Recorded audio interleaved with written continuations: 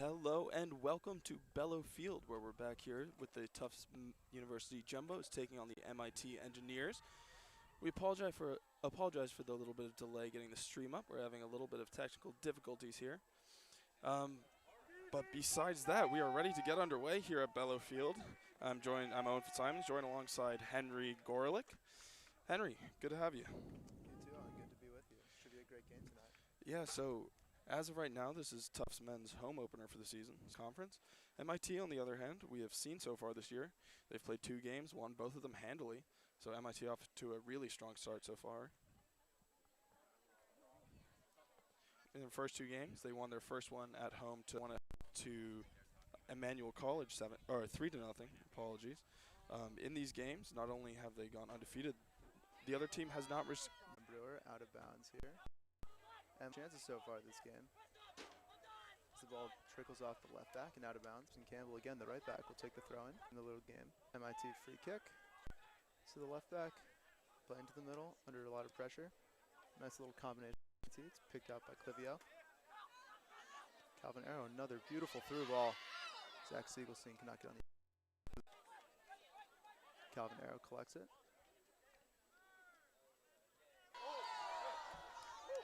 Ball cleared out of bounds towards our crew over here by number 24, Arun Kirk.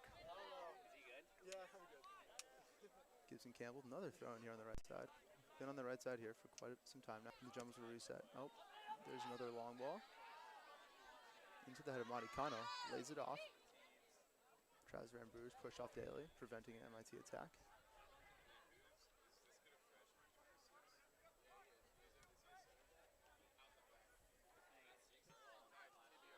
Nice one-touch attempt. MIT looking to settle down here. Another entry ball in. Picked out by Tufts. Shin tries to escape. Van Brewer, space in front of him. Siegelstein, a heavy challenge in the box. Called. Kano was called for a foul there. Crowd reacting appropriately. MIT free kick from deep in their half.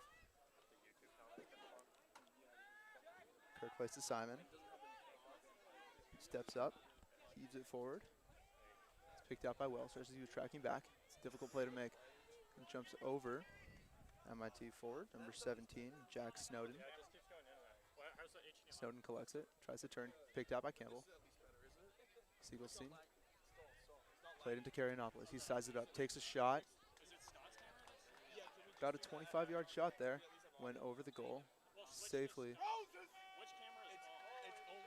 There's no threat to a goal there. Another substitution here. Number 17, Andres Rosas comes in for Matu Kano. Lotto lining up another goal kick. And we are back again. Hopefully that should be it fixed this time. And apologies for the screen going pink occasionally as well. That will also be fixed at halftime. Student number 6 for Tufts taking the ball away. Recovered by number 8 as that's a big tackle there by the Jumbo defender. The MIT Engineer quick back up to his feet, but this should be a yellow card and a free kick to the Engineers. Yeah, he just mistimed that tackle just a second too late. It's the right idea.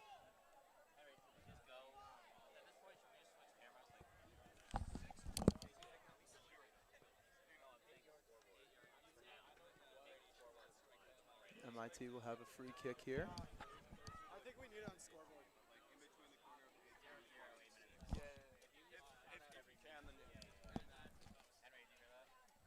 So here set to take the free kick for MIT.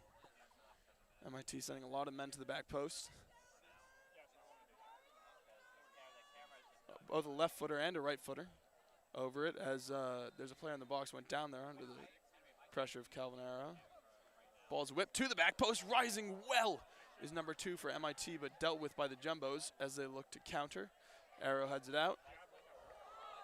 Won by Tufts. It's a 2-on-4 here. as that was number 12 for the Jumbos, trying to take on a man. That's Mikey Brady. He's made a real impact since coming in.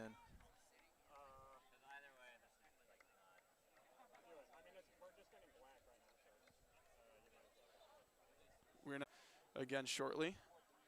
This is a much quicker. And then the long ball over the top into the channel. Really well taken down there by Mikey Brady, apology. As the keeper for MIT throw for the Jumbos.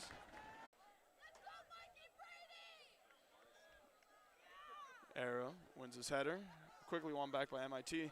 Jumbo's just looking for a little bit of control now in the midfield. Seems to be playing a little bit of pinball. As I believe that's Alex Ratson does just that. Streaking down the wing now for the Jumbos. Whips in a ball but does not clear the MIT defender. Jumbos will also make a substitution actually. It's hard to see from over here who that was that came on. I believe that's number 14, Eric Ingersoll. And Ingersoll immediately getting involved. Gets in a little bit of a wrestling match, but it finds Mikey Brady. But the Engineers managed to clear their lines, and number 17 now looking to hold the ball up, but a big task against 4 Jumbos. As the free kick goes against the Jumbos there, saying Arrow fouled the number 17, Snowden. So Snowden doing very well there, relieving the Engineers of some pressure. Not sure how happy the Jumbos will be with that call. It looked like Snowden was draped all over Arrow. For the Jumbos with 2 minutes and 15 seconds left here in the first half. Long to relieve the pressure. Kirk looks to get it under control, but only as far as the Jumbos. Arrow finds Ingersoll. I think the game has reflected those nerves that you're talking about. It's been a very back and forth game. A couple chances here and there. As now a good physical game so far as well. A couple. Jumbo thrown here, chested down. Turns a man, maybe some space for a shot. Gets it back. Ooh, as that is a strong tackle there by the Tufts captain, Derek Engie. Or one of the Tufts captains, I should say. Remember, one Jumbo already on a yellow, and that's a second, but you got to feel for the MIT player here. He just got a full kick to the shin, so he looks like he's going to be all right. That was number 24, Kirk, who's been very involved so far in this game, operating here on the left-hand side of the pitch. Looks like he'll shake that one off, but yeah, took a good hit there. A pretty deserved yellow card. Just unlucky there from Engie.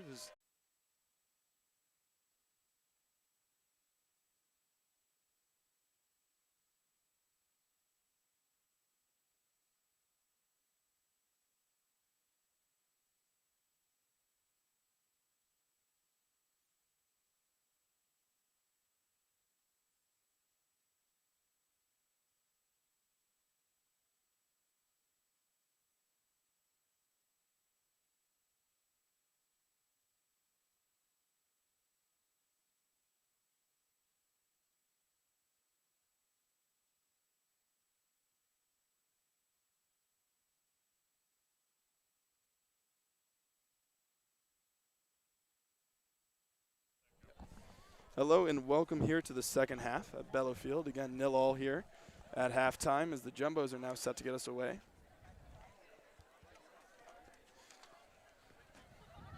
It's a pretty even first half. Both teams had some good chances. MIT goalie had a phenomenal half. See if one team can take over here. A really fast-paced first half to still be 0-0. It's there was a lot going on in the middle of the pitch. A lot of times it was almost like bumper cars in there.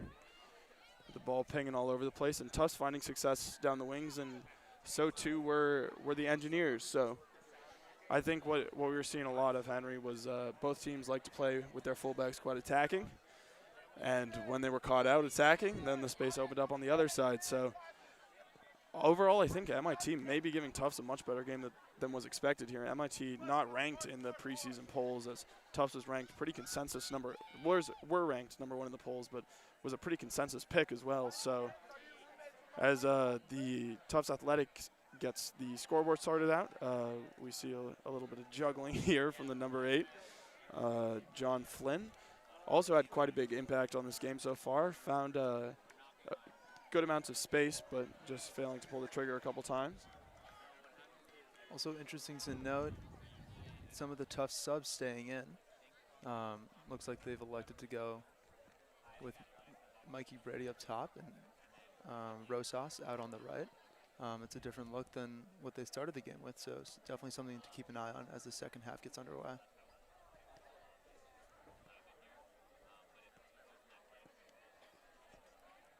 So it looks like the referee is back on the pitch. We should have quorum here as we get to the second half kicked off here. And again, my sincerest apologies for all these technical issues so far.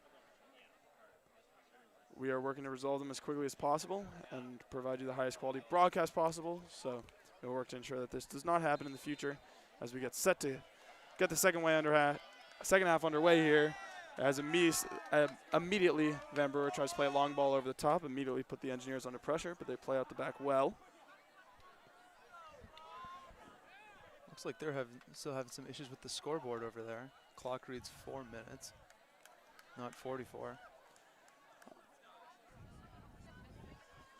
It's a tough day to be in the technical services of Tufts. Tufts plays it around the back now. Tufts doing what they do, looking for the channel ball as Monty Cano will get on it. Header into Brady. Brady can't take it under control as Arrow doing what he does there in the midfield, winning headers. Only as far as MIT, and then commits the foul there, so it'll be a free kick to the Engineers. It's a little bit of an odd 1-2 punch in the Tufts midfield, and it has been that way for years now with Arrow 6'3", Van Brewer 5'9". It's always Arrow winning the balls in the air and then Van Brewer trying to get them under control. So it's fun to watch at times, the different styles in basically the same position, both of them sitting pretty deep most of the time. As the game continues to be quite physical, and I believe in the end it'll only be a throw-in. Oh, no, the referee has awarded a free kick, so what would have been a throw-in is now a free kick. The Jumbo player was taken out late there. A pass that really put the Jumbos under pressure, but they did well to turn there. It's classy from Van Brewer. Oh, as the Engineers pick it up in the midfield here. It's numbers, it's a 3-on-4 as he slots it through. But great covering back there by the Jumbos right back. Like Gibson Campbell there committing a mistake on the right side. Jumbo's losing the ball in the midfield, but Gibson Campbell doing well there to work back and reconcile. Jumbo's definitely going long on this one. Everyone up at around the halfway mark. It's very interesting, Henry, the change in leadership here with Shapiro now gone and the new head coach for Tufts, Desatel taking over. They seem to be playing a very similar style of football. Yeah, and sometimes when a new coach comes in, he might want to make his stamp on the program, but that doesn't seem to be the case quite yet. As a dangerous attack there for the Engineers goes awry. Hoofed up here to Monty Cano, 29 there for MIT, doing a very good job dealing with it. Now chased down in the corner there. And I believe that will be a Jumbo throw down there in the corner.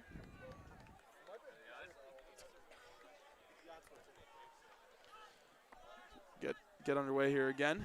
It's the number 8 we were talking about, but finds the head of Van Brewer as Cano is taken out there and will win the free kick. Daly set to take it. Goes across there to number 22, Aiden Welsh. Welsh out to Campbell. Campbell looks over the top there. Under some pressure now are the Engineers, as that was number 17 for the Jumbos. Rosas giving chase. Also important to know about the tough center back, Will Rayfield, who was a staple for 2 years in the program, unable to play this season, so he's now taking a role as an assistant coach with the program, which is nice to see. So unfortunate that he won't be able to play this season, but nice to see him sticking with the team. As the Engineers, once again under some pressure, just looks to bail his team out there, but goes cross field, and Daly's got time and space, well taken down. He goes to feet for Brady. Ball. Brady, great flick. One more through as the shot. Oh, and covered well there by number 2, Jack Miner for the Engineers. Excellent combination there for Tufts. You'd like to see that one touch at the top of the box. A lot of opportunities. A little bit of creativity there by Mikey Brady. That was great to see. It almost looked like he caught his own player by surprise there. It's a great block by the defender there as well. Yeah, got over well. And The Engineers now come down the other end, and what's kind of been the story of this game, and Campbell recovers well, and Kano now making a run. Elects to go to the other side instead. Finds Brady through the middle. Brady giving chase again against Miner again, and Miner 2 times in probably a minute doing his duty there and saving his team from what was almost a certain goal. You know, and we're starting to see why this team hasn't, coming into this game, hadn't allowed a single shot on goal. They're so solid at the back with that center back pairing of Miner and Simon. And Miner, a freshman actually from Boca Raton, Florida. So he'll have a couple good years left here as well. And in his probably first real test as a MIT engineer, he's looked fantastic so far. As Arrow fails to find Gibson, and MIT may look to go quick here. Instead elect to take their time. MIT playing a much more direct game than the Jumbos have so far. Jumbos normally taking a second before trying anything as the Engineers go fast and go quickly. As Arrow, what I thought, won the ball there, but he takes out the Engineer Snowden. So that'll be a free kick to the Engineers. See if MIT can do anything dangerous here. There have been a couple scares in the box so far for Eric Lauda and the Tufts defense. Ball's floated in. Kano does his best. Van Brewer well won there. And Kano and Brady need to talk to each other, but again, Miner doing his job and setting the Engineers on their attack.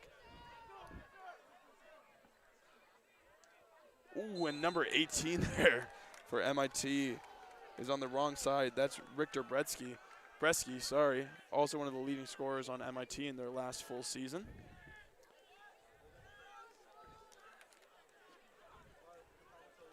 Set pieces have been a great source of opportunity for MIT tonight.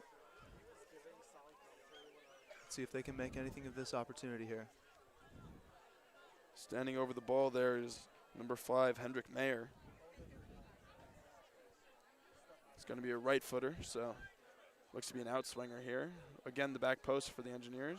He likes to go short and does not beat the head of Arrow, but Arrow, not a very convincing defensive header there from a big man. The Engineers pick the ball back up, looking to recycle it here, and just about do so.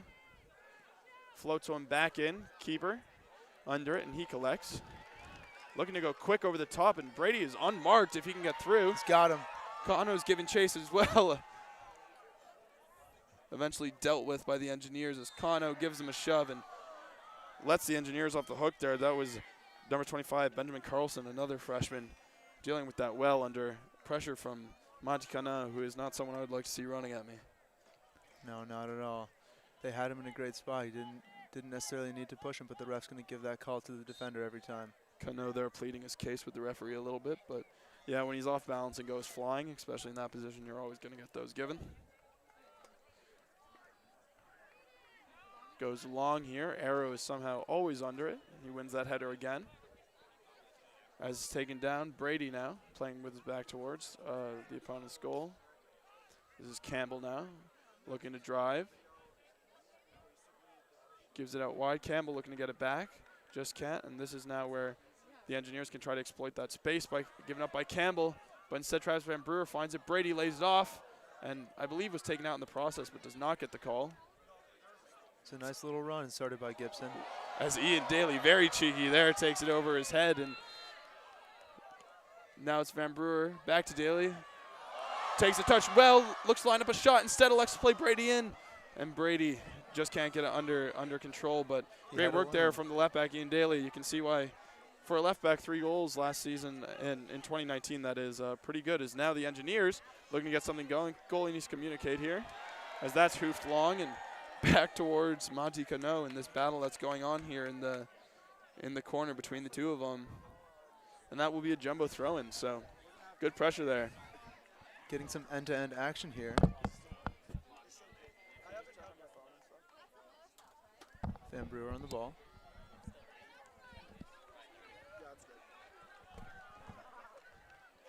Jumbo throw here now. They used to go long quite a bit 2 seasons ago, but I think they're lacking again that frame, as it's going to be actually, a free kick.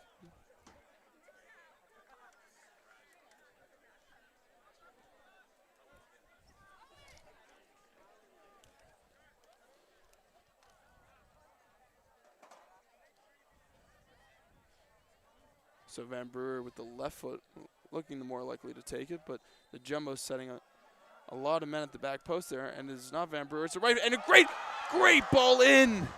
And looking to direct it with his chest there. Just direct it wide. It's like Aiden Welsh on that ball. Yeah, it looked like it just fell at a strange height for him, but that ball had some pace on it and just tried to chest it in, couldn't quite get there. As that was a real scare there for the Engineers, but now, again, the number 8 finds himself in some space. Wow, what a touch there. Looking to play it through, taken down well by Snowden as the Let's Go Jumbos chants ring out. Snowden plays it out wide. I believe that's Kirk, as Kirk is tackled there by the number 17, Roses.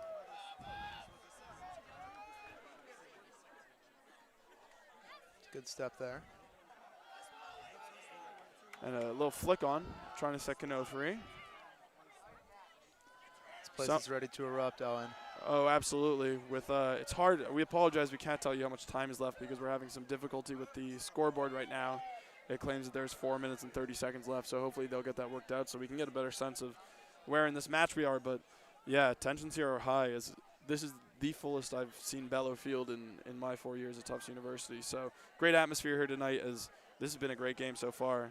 As now Arrow looks to pressure, and that 1-2 punch of Arrow Van Brewer disrupting it, as that is Daly heads him up, and now Cano can have a run. He's got space. 2-on-4 here. Looks to take him down the line, and he does onto his left foot. And again, the freshman, number 2, Jack Miner, with a great tackle. What a player, man. It's a great sliding play, cutting out the chance there. Daly with the throw-in. Cano back to Daly. That'll be another throw-in for the Jumbos. Referee just waiting for someone to pick up the ball there before he gives it. Oh, the long throw now. It's a bullet by Daly. Lays it back. Jumbos just can't get on it, but it'll be reconnected by Got Arrow back post. Cano, and he looked for him. Good win there, but it's bobbling around. Campbell now looking to get it under control for the Jumbos. Elects to put it back in the mixer. MIT gets it up to Snowden, who, if you remember, had some nice hold-up play in the first half. As a strong tackle there by Welsh. Looking over the top now. Keeper needs to communicate here. And in the end, we'll take it pretty comfortably. Looks to get us started again with Campbell down this right side. He's had a very good half so far. And Brady, who appeared to be offside, but the linesman disagrees, gets a touch, and in the end, it goes out for a MIT throw-in. And a great turn there by the number 8, very involved so far in this match. John Flynn. John Flynn hits it off Snowden's boot, plays it out to the number 27, who looks to get it back. Gets out his feet, and he shoots!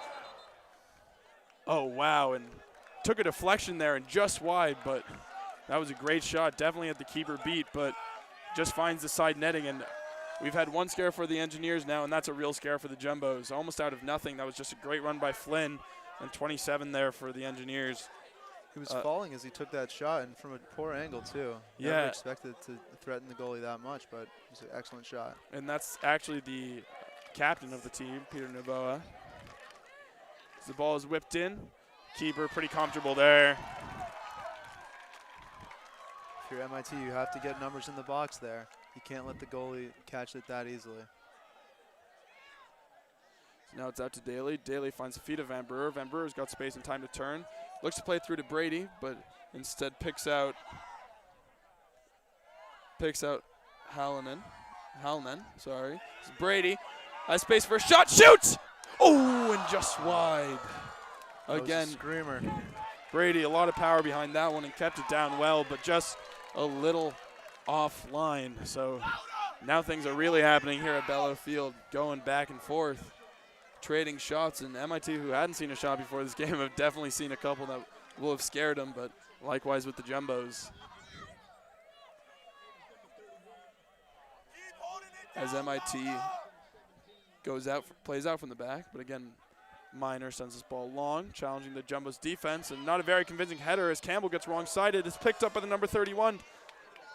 And a great defensive tackle there by, I believe that's Aiden Welsh. That's great cover right there. You saw Gibson was going to get beat, and he came right behind him and cleaned it up. Well done. Yeah, almost out of nothing there. Gibson just found himself on the wrong side and give him confidence knowing that his center back was there to pick up the pieces as now another ball is floated into the right-hand corner. Taken down there by the number 27, Peter Navoa. 29 lines of a shot, elects against it. So now Brady looking to hold things up, cannot. Van Brewer has Brady over the top, has Cano as well. And I believe that Sean Trainer's flying in at the back post. Cano takes on his man, goes one way, goes the other, beats him down the byline, looking to get one across. And again, the Engineers defense makes that last tackle. Cano getting the better at the initial interaction, but then the Engineers covering well. So, it's encouraging. Looks like the Jumbos are starting to get penetration here in the second half. This is where the Jumbos were very dangerous in 2019, offset pieces, the likes of Arrow at the back. Jumbos actually on their initial preseason roster with 5 players, 6'3" or over. Wow. Arrow being one of them as that's whipped in. Lexico long, Arrow jumping, leaping. I can't quite see who got ahead to that, but in the end, a save that the keeper should make, but a save that he had to. So, again, chances at both ends here, and the pressure's really piling up on both sides. This has looked like a game that would be decided by 1 goal since pretty much the first minute of it, and that looks to be holding up as both teams are just trading chances at the moment. Van Brewer caught in possession. Arrow tidies up. Well done by the goalie to hold that ball. I know it happened a few plays ago, but that's a really important play for the goalie to make. The referee unhappy there with number 31 on the Engineers. I believe he was talking back to the referees. The referee's giving a free kick. It's a great step there by Clivio. The Jumbos give it out to Cano. Cano looking to whip it in. Over the head of Arrow, but man flying into the back post, and the keeper deals with it. Again, it beat everybody but could not beat the keeper. Pretty comfortable there for the Engineers. It's a dangerous ball. The Jumbos need to make sure there's a runner behind that initial runner.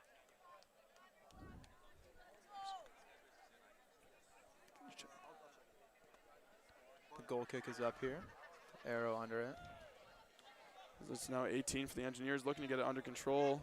Just nobody being given time and space in the middle of the park tonight. It's been hotly contested, as this is Flynn, whose run created the opportunity for Navoa earlier, trying to look to do the same thing. Cannot, as the Jumbos look to play through the middle. That doesn't work for him, so Flynn takes it back under control. It seems after the 2 scares, the Engineers are now settling into the game a little bit more. Looking to just put their foot in the ball and control some possession here, as they now have a throw-in down the left side. This game's opening up a little bit. The first half was very tight, but we're starting to see a little more end-to-end action here. Looks like it'll be 1 mistake or 1 break as Brady's set to chase. And the Engineer keeper doesn't look particularly worried as he gets set to get MIT underway again. But again, this is an MIT team, Henry, that I think was really underrated in the preseason polls. I don't think people were expecting them to look as convincing as they have tonight, because at the end of the day, I think if this match ends in a draw right now, can't say the Jumbos were particularly hard done by, and they've been heavily regarded as the #1 team in the country. Things get a little chippy in the corner here as Daly wins a throw and goes quickly, finds Brady. Brady looks to take it under control, elects to go towards the corner, turns his man, has Cano in support, elects to go himself, and just can't wiggle his way through there as MIT now coming down the other end. It's a great ball. Looks to switch the play, but Campbell covers. Campbell now looking to get set free by Trainer. Trainer caught in possession. That's Kirk. Kirk looking to go down the line. Well covered back by Sean Trainer. Sean Trainer goes back to his keeper. And the Jumbos now will have their turn to go down the other end. Yeah, I want to touch on that point you made. I think, honestly, whatever the result here is tonight, just from watching the game, MIT has proved that they can hang with the Jumbos, and that should be an excellent thought for this team going forward for the rest of the season. Looking for the channel ball there again is Kano, who does not seem to stop running as they elect to play it out of the back instead. And I think for these new look Jumbos, it's hard as well. You have a lot of staples, especially in defense, that just aren't there anymore. Paoletta, who's still with the team, has not featured tonight, and he was a staple of their 2019 and I believe also 2018 championship winning team. So interesting here. We are not too informed on the team selection as to why he was absent, but they're also missing Rayfield, which we know he is unable to play for for the entirety of the season. So a big shakeup. The only player that I recognize as starting from the 29th season is Ian Daly here on the left. Yeah, Aiden Welsh was featured mostly as a midfielder in that season. But yeah, it oftentimes takes a long time for a new backline to gel, and they've performed excellent tonight, I think. Especially a team as the Jumbo is so reliant on the back line to start their attacks as Engie looks to get it under control, and that ball is trickled out of bounds and just takes his time getting it back to him so that they can't be hit on the counter. Just a misplaced pass there in the midfield. The Engineers look to go over the top from the throw-in, can't do it. Van Brewer, Brady may have some space here to take it down, but again, a battle in the middle third of this pitch tonight so far. Nobody giving anybody else any time and space here as the Engineers look to slip one in behind and just can't. And now the Jumbo runners will start to get forward. Welsh has been so solid back there tonight. As that ball has gone out of bounds, so that'll be an Engineer throw-in. And you're talking about the battle in the middle third, and that's why you're seeing so much direct soccer here tonight. Both teams are finding that it's very difficult to play through the middle, so they're electing to skip that line entirely. And that's a third that, you know, Tufts is used to dominating that midfield. Arrow, a D3 All-American in 2019. Van Brewer, a staple of this team for a very long time. So they're being challenged tonight, and the midfield from the Engineers working hard as they look to start a breaker. I believe that ball is out on Campbell. The ref was maybe playing an advantage, but elects to get the throw in. This game has been chippy so far. It's exactly what these pretty packed Bellow Field wanted to see. You just get the feeling if there's one Tufts goal, this place is going to go crazy. Yeah, I don't. If Tufts scores, I think you'll see the vibrations on the camera. This is it is absolutely packed tonight. The Engineers are set here for a long throw-in. Doesn't really make it that long, but it actually falls to the feet of the Engineers as everyone missed it. But Van Brewer doing his best. Mikey Brady looking to play it out. Gets caught in possession there by the number 14, who was so active in the first half. Takes a shot, and he hits the post. Wow, out of almost nothing. Number 14, Garrett Robinson, who was so good in the first half, creates a chance. This is not over here. And the Jumbos block it and get it away. And again, all started from Tufts just not clearing their lines. And Campbell did really well to find anything close to the target from the angle that he had there. Yeah, that's a second chance that, like you said, really seemingly out of nothing, but MIT's able to make the goalie sweat a little bit. Yeah, so another sweat here for the Jumbos. I believe that's been giving Tufts way. It's a really great game to watch here as both teams struggle to try and take momentum. Neither have been able to capture momentum for long. And it will be a Jumbo ball. As I'm not too sure if the Engineer player is allowed to do that, but the ref doesn't notice it. We get us back underway here. Looking to go long, and does just around in time. Engineers will have to deal with it, but pretty comfortable. And again, just immediately no space there for Flynn as Engie gets a foot in. And that's number 4 for the Jumbos being ushered off the ball as it'll only come out as far as Daly. Touch lets him down a little bit and ends up running out of room here on the left side. Number 3 now for the Engineers, putting Daly under that pressure. Looked like a couple fouls to me there, but I guess the ref disagrees. I like seeing him let the game play. It's been high pace and flowed quite well as Daly gets nutmeg, but nothing comes of it as that's hoofed into the fields behind us here. So ball boys doing their job. I believe tonight the ball boys were provided by the Tufts men's basketball team. So nice to see the Jumbo team supporting each other.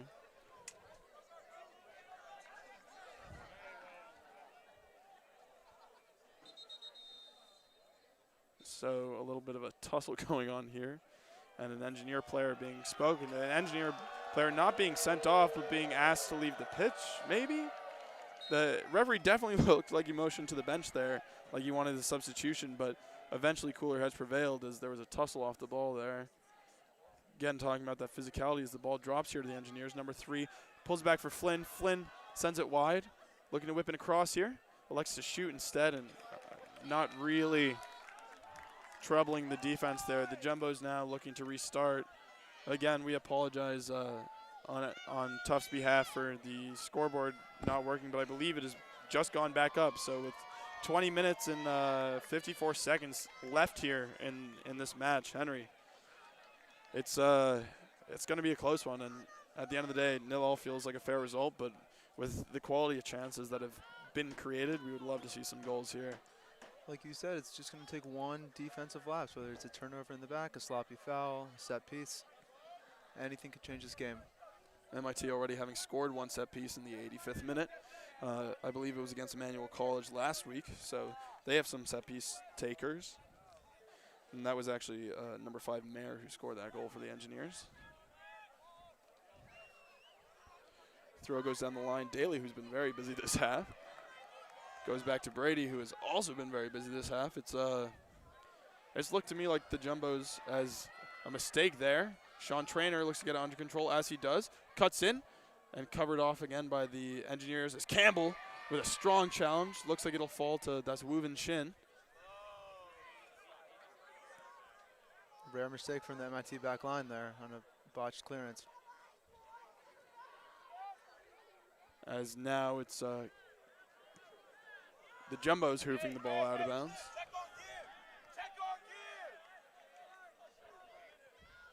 Again, high energy here. There was a chance on their Trainer. Just didn't see the second man coming across. Didn't have time to get a shot away, but did well to put the back line of the Engineers under pressure. Oh, and just something to keep an eye on, Gibson Campbell. Looks like he's limping a bit after that slide tackle. Daly, once again, wins his header. It's taken down there well in the middle by the Jumbos. But again, anytime he's given is quickly taken away from him, and that's Derek Engie. As the Engineers go quickly down the right side, Daly has some work to do. Strong tackle. Strong tackle, but a fair one, as I believe a goal kick is given as well. And this has been a battle on the Jumbo left side between Daly and the number 27 for the Engineers, Peter Novoa, the listed captain on the roster, though I do not see an armband tonight. Campbell looks to have shaken off whatever was bothering him. The Jumbos look to get underway here again. Looking for runners here as he's not being closed down. Looks like MIT willing to give them a lot of time in their own third, but as soon as they cross that line, none at all. So interesting here. They have time to pick out those channel balls as it's won back here well by Traynor as he cuts in field. Trainor's got space, but he's being closed down. Excellent. And he sends it out to Brady, I believe, who beats his man. Brady's got men in the middle, looks to float onto the back post. Oh, and an acrobatic effort there. Max Cook. By Max Cook. Didn't really trouble the keeper, but you'd love to see that kind of thing being tried, and the Jumbos there looking dangerous again. It was certainly exciting. Just to go back to your point, maybe a little halftime adjustment from MIT. They're sitting back, maybe inviting that long ball from Tufts. Ball goes long over the top, not really under any real pressure, just looking to win the knockdown. Engie is immediately swarmed by 2 Engineers, gets out his feet. Traynor was taken out, but ref deems not a foul. As Daly steps, flying tackle in by Cook. Can't seem to stay on his feet at the moment. Ball's played in, touch taken by number 27 Novoa, and it is covered off by the Jumbo center back. Nifty little touch there by Novoa. The outside of the boot.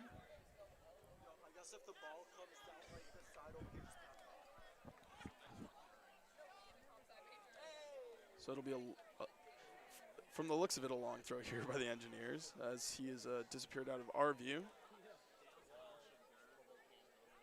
Again, it didn't make it too far last time, but that's much better. Finds the front post, but picks out the head of a Jumbo.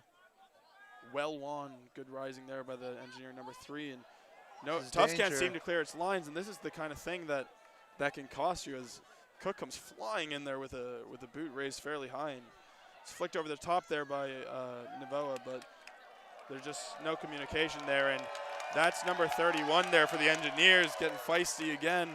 He was the one who was talked to by the ref on that throw-in for the tussling that was going on, and he does not look to be a popular figure here at Bellerfield tonight. A Shin now on the ball. Somebody finally given space in that area of the field. Daly looking to switch one, and he does. Good pass. Traynor looking to cut it back to Campbell. Just didn't communicate it well, and Campbell goes for what looked to be a nutmeg, and instead, and the ball ends up out of bounds, so it will be an engineer throw again. It's a great ball from Daly, though. We haven't seen much of it tonight, that diagonal ball. So this is Garrett Robinson driving. He's been a problem for the Jumbos. Carrionopoulos here looking to take on Daly, his opposite number. Robinson can't get there, and that ball is kept in bounds well as Brady, who has not stopped running, doing this, holding the ball up as Shin has it. Man on his back, but does well. Turns the right way. Era, who's had a pretty quiet second half, in all honesty, finds Aiden Welsh.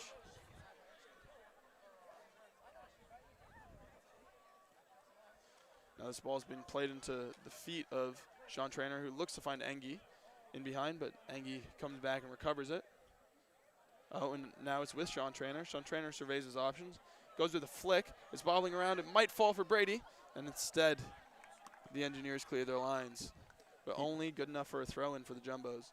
You have to say, Owen, Sean Trainer's made a huge difference since he's been back in here in the second half. That right side's been awful dangerous. And just with the commentator's curse, he's actually now coming off the pitch as Cano comes on the left side for Cook.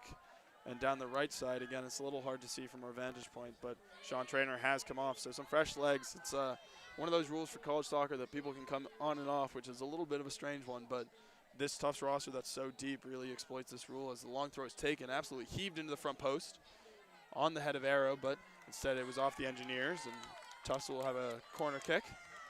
Another dangerous play. It didn't look like much, but that's a really hard play for a defender to make, and an important one as well.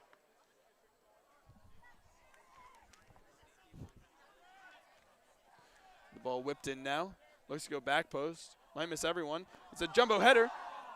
Headed down inside the 6-yard box. Really anybody's ball at that point, but the Engineers cleared their lines as Robinson now putting the Jumbos under pressure. Some good running out of him tonight. Shin now turning. Trying something fancy over there, but it ends up costing the Jumbos as the Engineers can now break with pace. Novoa out to the number 3. There's men lining up here for a cross, but the Jumbos cover well. Instead into the feet. Looks back, but it looks like the communication wasn't there and should be a pretty, wasn't as comfortable as I initially thought, but it will be a goal kick for the Jumbos. As looks like the Tufts keeper went to complain there, not realizing that it was his ball. There's a lot of space out here on that right side. Let's see if MIT can continue to play over in this part of the pitch. So 13 minutes left here for either side to try to get something more than a point out of this. Again, this is not an interconference match with MIT playing in the UMAC. But the NESCAC is absolutely stacked with poll-ranked number 2 Amherst and number 6 Conn College. So these are the games Tufts needs to win as Cano and Brady look to put pressure on the keeper, and they do so. But the keeper, again, under those situations, has been very, very cool and collected tonight and really done his job well. As that ball cannot find its target, the Jumbo's set to try to release down the wing again. You know, it really helps a back line when you can really trust your goalie back there. So that's got to be part of MIT's success on the defensive end. Yeah, there's a little bit of miscommunication there by the Jumbos, but quickly recovered from the. You got to think MIT is protecting its clean sheet record as well. So now Cano is taking it under control, looking to turn his man, but instead taking the throw in. Daly down here to throw. Probably see another long throw in here. Novoa clears it. And it's actually going to be called offsides if the play stops. And the referee has elected that he's okay with it and will not pull it back, which looks like it's actually hurt the Jumbos here, but the referee has every right to do that. So the Engineers now looking to go down their left-hand side. Robinson again.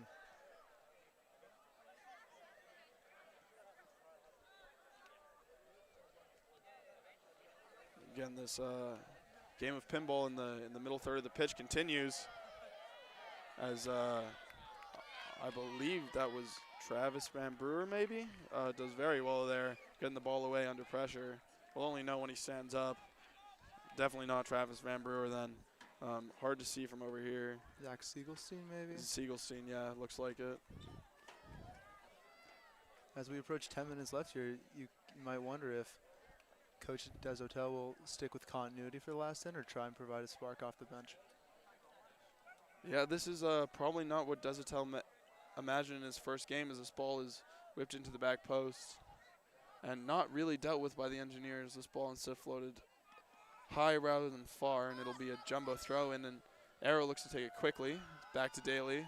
Daly looks to go back to Arrow, but instead will win another throw in.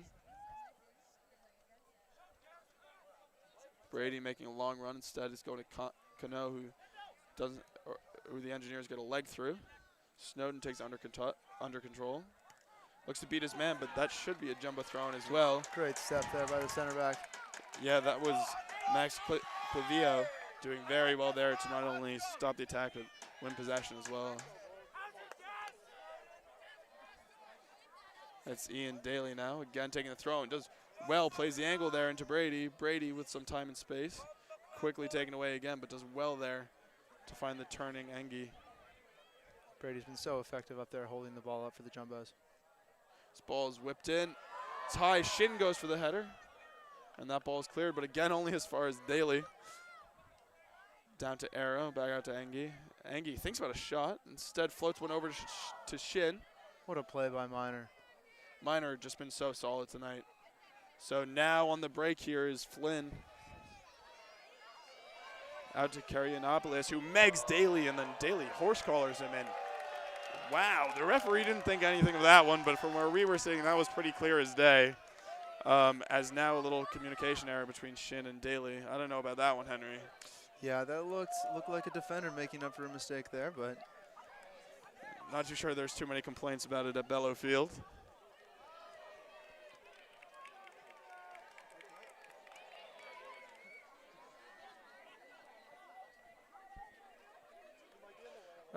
The long throw in there, misses everyone. That's Daly again covering. I don't think I've said anyone's name more tonight, as that ball looks to go to the back post.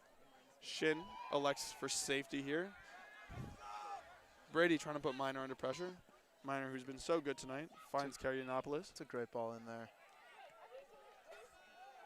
Under pressure, it's a really hard play to make for a center back.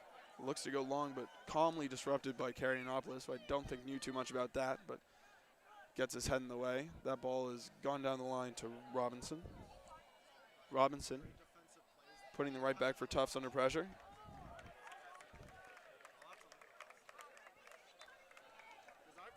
Looks like we have a sub coming on here.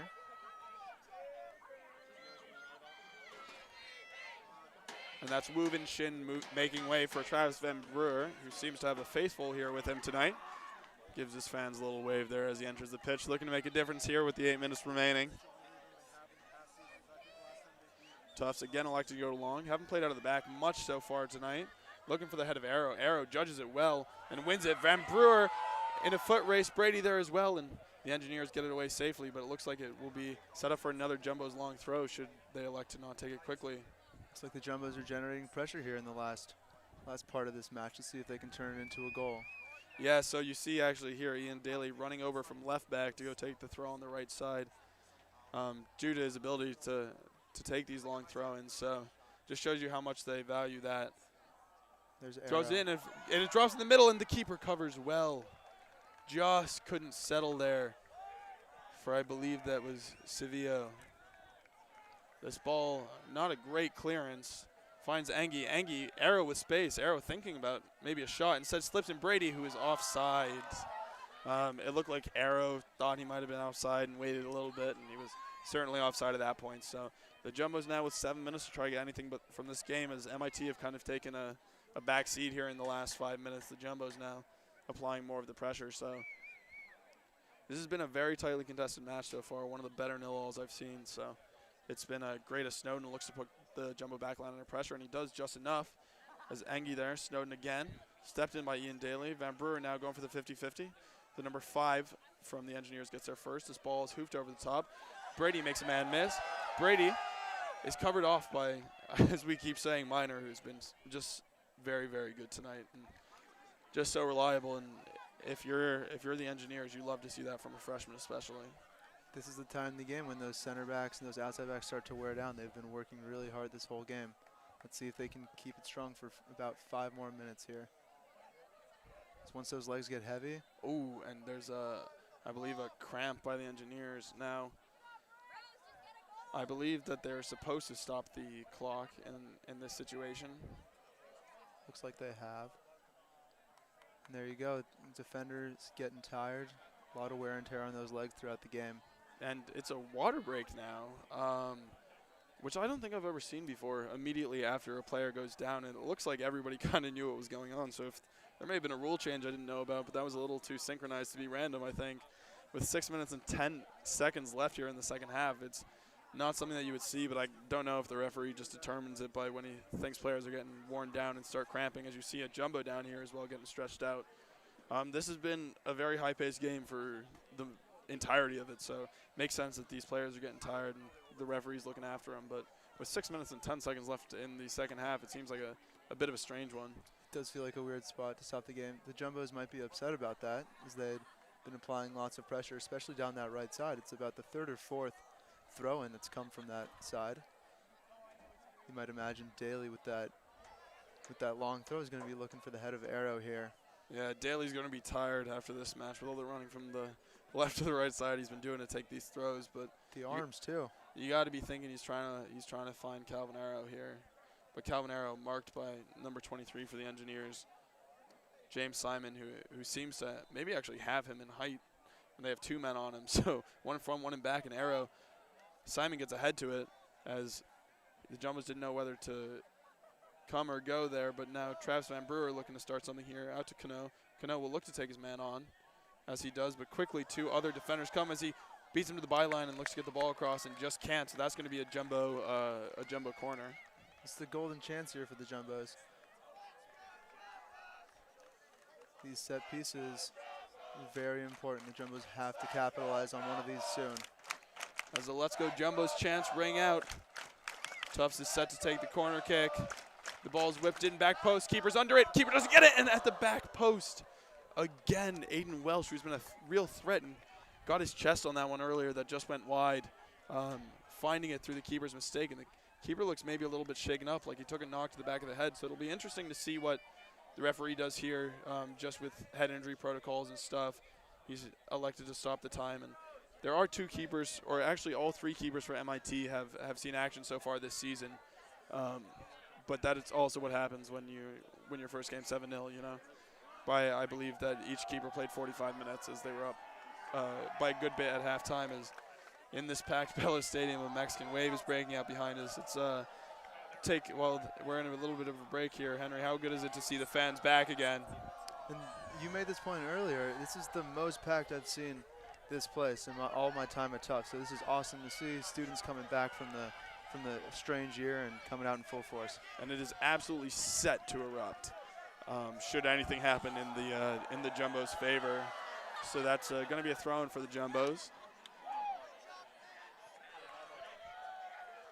The ball now into Jumbo's feet. That's Robinson again covering. You might wonder if the Jumbos send one of their backs forward or maybe shift to a three back in the next few minutes here to try and get that decisive goal at this point in the match. The Jumbos now have the ball in the right corner as he looks to whip in the ball, and Cano just gets held off. It's one of those things that, you know, he just couldn't really do much about it. And good defending there by the Engineers. If he tried to go through, it probably would have been called for a foul, like we've seen a couple times down in the right corner tonight. Keeper rolls it out, elects to go long. Daly gets his head on it. Van Brewer now takes a pretty hard fall, but gets up quickly. Engie with a tiny bit of time, plays it out right. It's a really physical header there. Very much so.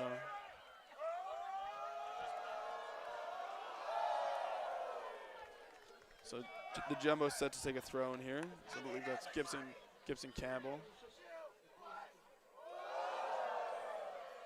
Ball gets through a couple people, but the center back there to cover it again. Has some time to turn, but quickly closed off. The Van Brewer has it under control. His touch lets him down a little. Does well to win it back, but now it's the Engineers who can break. Again, not that many men forward, and Daly, who's worked so hard tonight, back again to cover. As that is not a convincing clearance there with the Tufts goalie, but Cano is under it and ends up taking himself, hitting himself in the face, with it and out of bounds. A little bit unlucky there I don't think he was expecting the ball to come that short to him. So Flynn now calling for it down the line, and Cano makes up, and he wins that back well as there are some substitutes set to come on.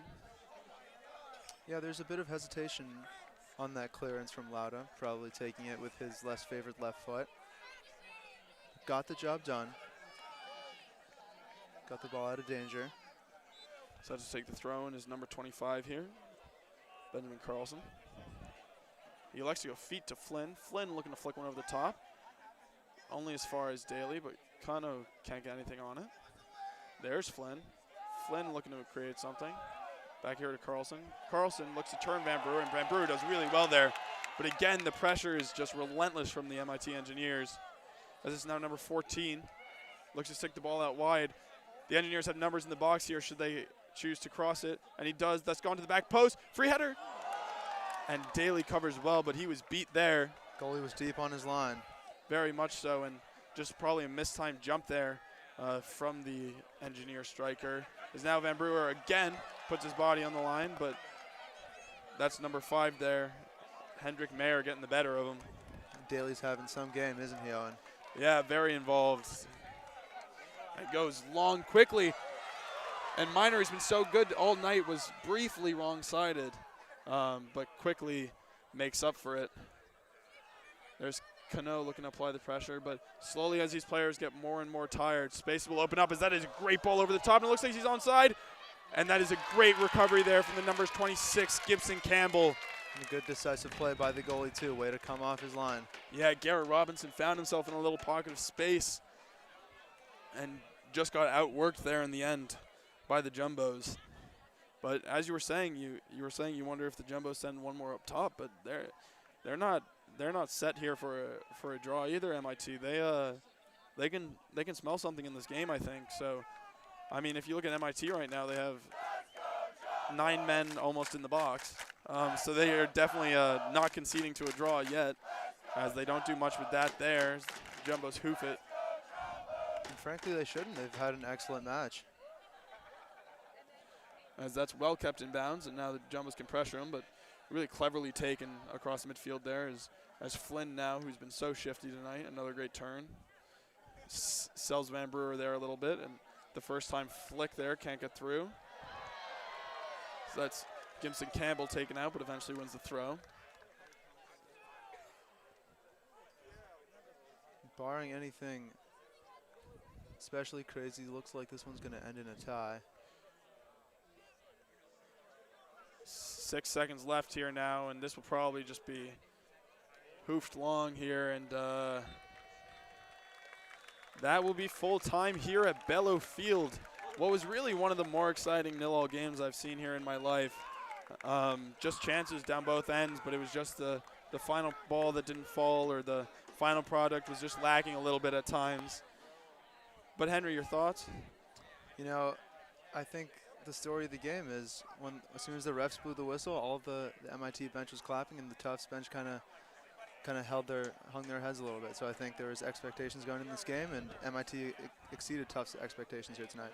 So that's the first game for a lot of these Jumbos now completed here at Bellow Field, along with the coach. So congratulations to all those Jumbos and the coach as well. We would again like to sincerely apologize for all the technical difficulties there for the majority of the first half.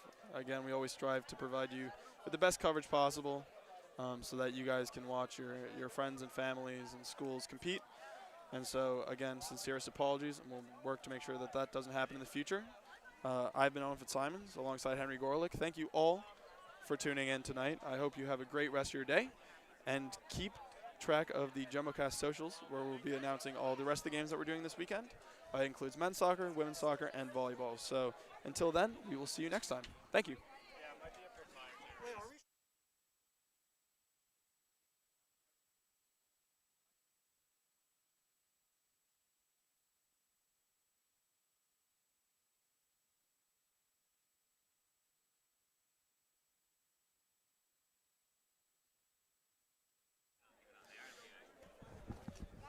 And in another embarrassing moment here, so it definitely looks like the Jumbo and Engineer players aren't leaving. It's just all the fans, because one of the funny things that they did here in the NESCAC that we couldn't quite remember if they did or not, because it was so long ago the last time that we saw one of these games, was that matches may not end in a tie. So the coaches are talking to their players. Both of them are taking drinks of water, and there seems to be a little bit of mass confusion here at Bellafield. So we'll stay posted with you because we are really as clueless as it seems that everybody else is here.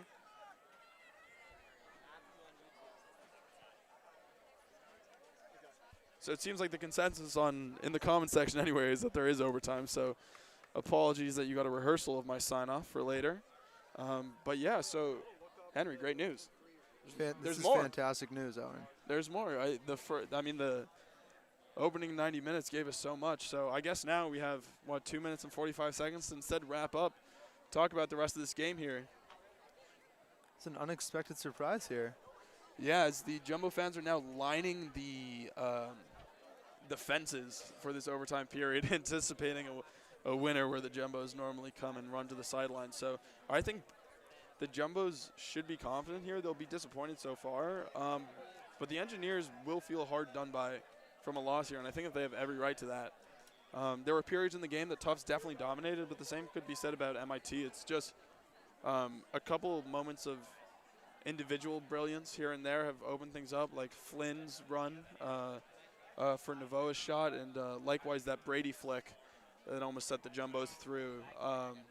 And really, I'd say the best chance of the game so far was that on the corner, Aiden Welsh, when he chested it, and it just went wide. That was probably the best chance. Or the one that hit the bar, or the crossbar down the other, the post down the other end. So there's been chances on both sides. And Henry, a couple really strong performances too. I know we've been saying it throughout the broadcast, but Ian Daly, for one, been super busy here with both taking throw-ins, and it seems like the Engineers are really picking on him down that side. And likewise with the freshman Minor on the Engineers, he's had a lot to do in that 2-minute period where he made that great block, and then that great sliding challenge was really could have saved his team 2 goals there. So the players will look to continue here. I don't think that there have been particularly any standout players going forward, just due to a lack of opportunity. And we've talked about it so much tonight, but the compactness of this middle third of the pitch has led to really,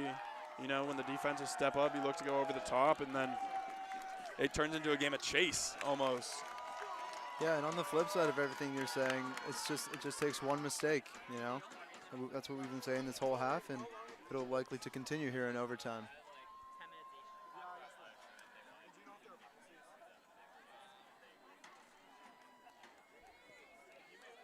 Also, what people did not see was in the middle of me fixing the stream in the first half, I received a soccer ball to the face from one of the players.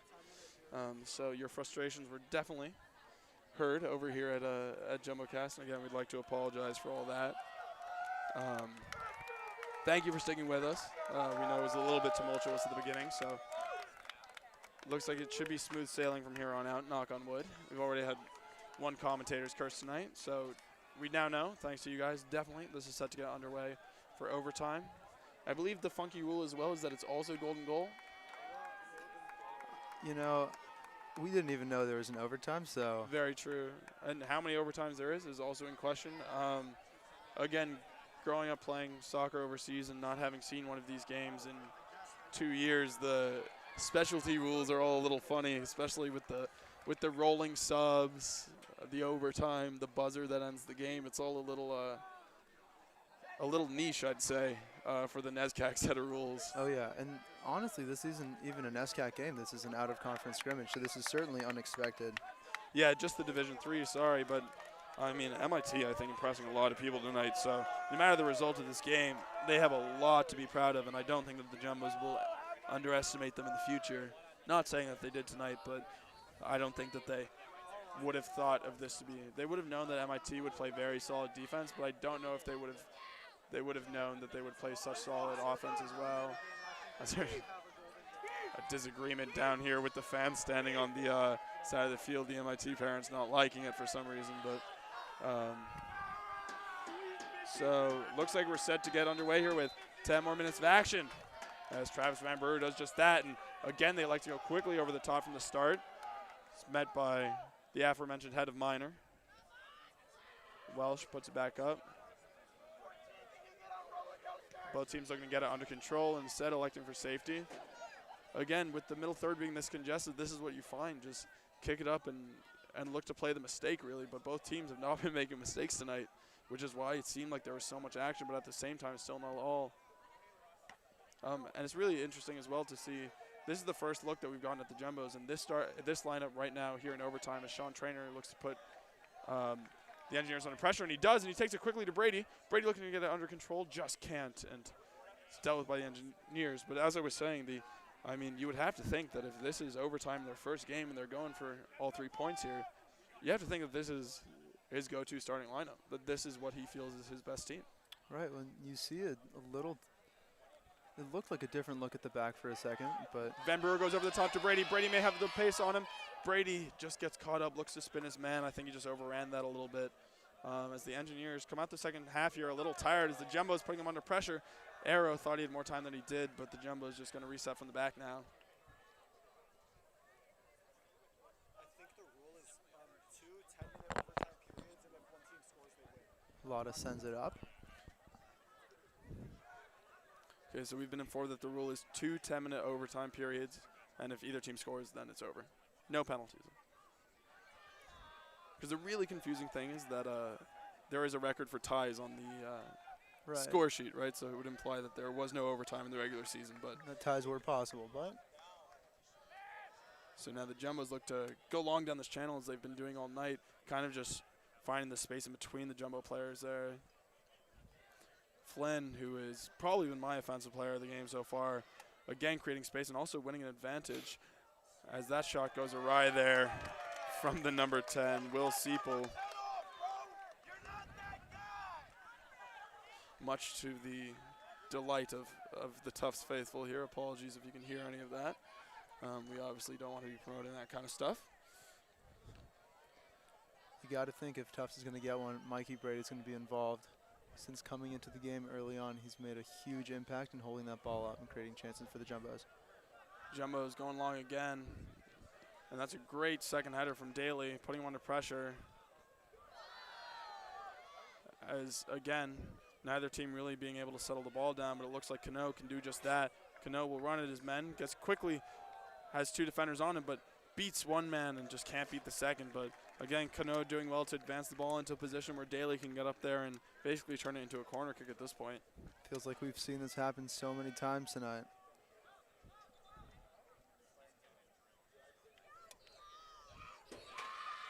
Oh, and here we go. This is what I was saying earlier. So Biagio Paoletta, the senior and one of the captains listed on the online roster, who was a staple of the 2018 and 2019 championship winning teams, had not featured tonight, but he is now on the pitch. So interesting to know what the logic behind that was, which I'm sure we will never know, but good to see him back and being one of the faces and names that we recognize and associate with this Jumbos team as he's quickly called into action, but just offside. He disagrees with it. What an introduction that would have been.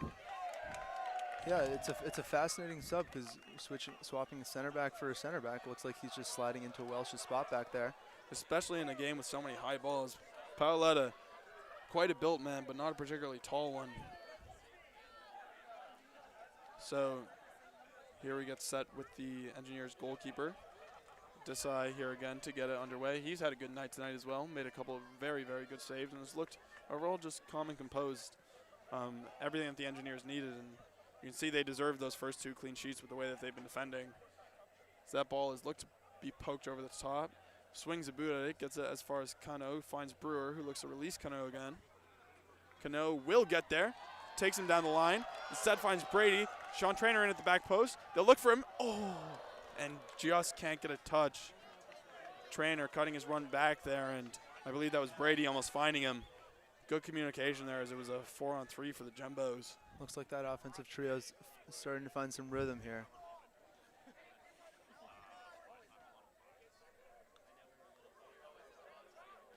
Immediately Paoletta directing traffic here. Engineers look to go long, but instead picks out Sean Trainer, who misplaced header with Paoletta there. Doing his job. That's Kirk here, back on our side of the pitch. That's Gibson Campbell now. looking for the feet of Arrow, but instead rolls through to Brady, who has Van Brewer, I think. And looks for him, looks to slip him in, just can't get there. Sean Trainer covering, gets taken out, but only as far as Kano, who looks to find himself some space. Kano looking for room to shoot, just can't find it, but back to the feet of Engie. The Jumbos will look to reset, and Arrow has stayed forward, as have Brady at the back post. As now the ball is looking across. It has it crossed! And Brady just can't get a leg to it. Great defending there by the Engineers, as the Engineers now look to get their own attack underway. Looks like Tufts has got MIT on the back foot here. Yeah, and the Jumbo players, importantly there on that cross, were staying forward, so had that gone to the back post, that was danger. Cano looks to whip one in and can't beat the first man, but they will get a throw out of it. And it's if history repeats itself, which it does not look like it will, oh no, it will. Ian Daly is set to take the long throw. Medicano just scaring the defenders there a little bit. So now Paoletta running up from the back, and MIT with 11 men in the box. The ball goes, misses everybody. This is going to be Gibson Campbell here to collect. He's had a busy night. And he floats one over the top. It's a great ball. Brady might be on it. And a great punch by the keeper, and he ends up taking out a Jumbo as well. Not much that keeper could have done about that, as Campbell then goes through the back, and now it's getting feisty here at Bellow Field. That was just a fantastic ball from Campbell, and I mean the keeper did really well to get to that there. I think Brady might have actually missed it with his head. May have just been too high for him. But now there's a substitution here as number 25 for the Jumbos. Max Clavio is coming off.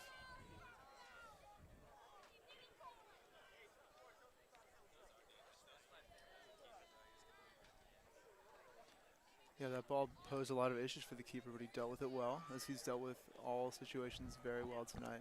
Been very solid in supporting his back line.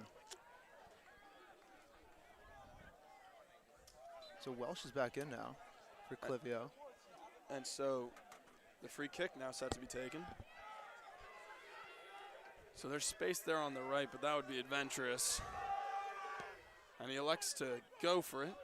Again, Daly, that should be pretty simple for him. Cano is under it, gets some hands in the back from Flynn as Van Brewer turns his man well. It's a nice flick. And he is taken out from behind. That I believe should be a yellow card, but I don't think that it will be, as he stopped the counterattack. But tactical foul there, perhaps, by yeah, MIT. That's one where he was trying to take one for the team, but didn't have to in the end. So there's Cano now running at some players. A little swift feet, and he's now got the ball to Paoletta. Out to Gibson Campbell. Campbell floats one in. Arrow's there. Arrow wins the header. Only as far as Trainer. Goal! He's done it! Sean Trainer slides into the corner, and the Jumbos have won it. Here with 2 minutes left in the first overtime period. The Jumbos on their return to Bellow Field in overtime. Calvin Arrow with the header and the assist down to Sean Trainer, who puts it in through the keeper's legs, and MIT will feel hard done by here, but I guess that's what happens when there's overtime, and I don't think that this Jumbo faithful cares. If you're wondering why you can't see the players, it's because we can't with all the fans down celebrating with them right now. They'll come into view in a second. And as you hear the fans behind us chanting Trainer, great goal and a great finish there, as we'll let you guys watch the celebrations. You see on the pitch as well is that center back, now turned assistant manager Will Rayfield, as Sean Trainer, when called upon, delivered. So what a night for the Jumbos. They were tested in their first game. They really were. And MIT, who have been so solid in the back, very fair. Henry, your thoughts? Yeah, I thought this was a great match for Tufts. They were extremely resilient, and it's a great win for head coach Kyle Deshotel and his squad. Way to hang in there against a really tough MIT opponent who shouldn't feel too sorry about this loss at all. No, I mean, they really tested themselves against one of the number one team currently ranked in Division III soccer. So they have a lot to be proud of. Henry, before we go, man of the match. Man of the match. It's got to be Ian Daly for me. It's so hard not to pick the guy who scored the winner in overtime, but at the same time, Ian Daly was so solid tonight.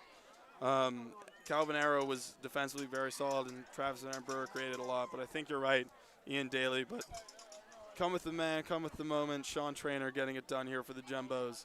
So from me, Owen Fitzsimons, alongside Henry Gorlick, we would like to thank you guys for tuning in to our first men's soccer game of the season. The Jumbos off to a hot start here.